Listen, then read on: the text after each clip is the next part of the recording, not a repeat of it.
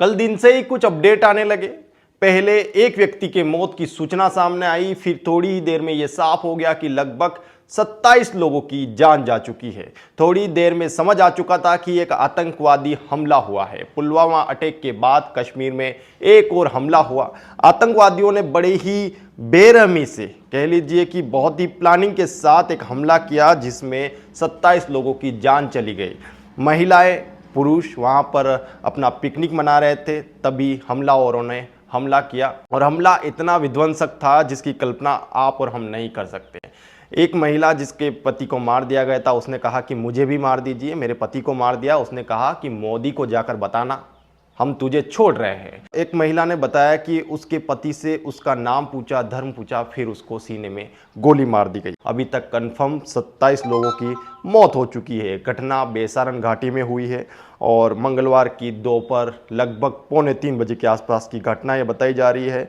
आतंकवादियों ने यूपी के शुभम द्विवेदी से नाम पूछा और फिर उसके सीने में गोली मार दी। ऐसी खबरें कल से ही हमारे सामने आ रही है। इसके बाद अन्य लोगों पर भी उन्होंने फायरिंग करी। जब शुभम की मौत हुई तो उसके बाद वो भागे और भागते हुए लोगों पर अंधाधुंध गोलियां चलाई, जिसमें 27 लोगों की मौत हो गई है और इसकी जिम्मेदारी लश्कर-ए-तैयबा ने ली है। और मृतकों में यूपी, गुजरात, महाराष्ट्र, कर्नाटक, तमिलनाडु और ओडिशा के पर्यटक भी शामिल थे। मैं बता दूं कि 2 विदेशी जो पर्यटक थे वो भी यहां पर मारे गए हैं। एक नेपाल का था और एक यूएई के थे और 2 वहीं के लोकल थे, मतलब कि 2 कश्मीर के थे।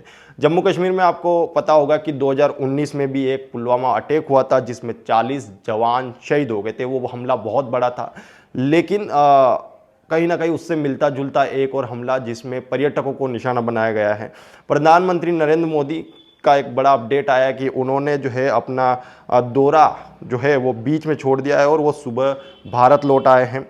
केंद्रीय गृह मंत्री अमित शाह श्रीनगर पहुंच गए हैं। ये तस्वीर हमने कल ही देख ली थी। एक खबर ये भी आई कि राहुल गांधी ने अमित शाह से फ़ोन पर बातचीत करी है। अब थोड़ा सा बता देता हूं, पहलगांव में जो लोग मरे हैं उनका नाम क्या है।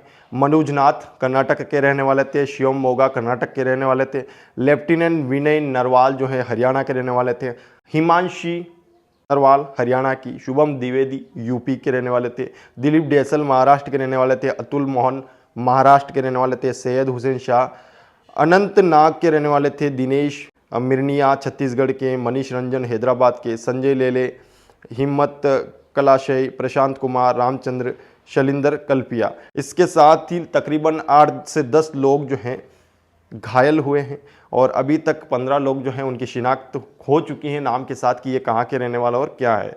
तो ये सारी अपडेट थी और अपडेट के बीच में नरेंद्र मोदी पहुंच चुके हैं भारत। उनका दौरा चल रहा था और उसी दौरे को उन्होंने बीच में छोड़ दिया है। तो ये इस तरीके की कुछ घटनाएं सामने आई है जिन्होंने दिल को दहला दिया है। कल से ही पूरे देश में हाहाकार मचा हुआ है। एक आतंकवादी हमला और आतंकी जो हैं वो सेना के भेष में आए थे। कहीं ना कहीं एक तरीके से धोखा देकर उन्होंने देश के जो लोग थे उनको मारने की कोशिश करी है।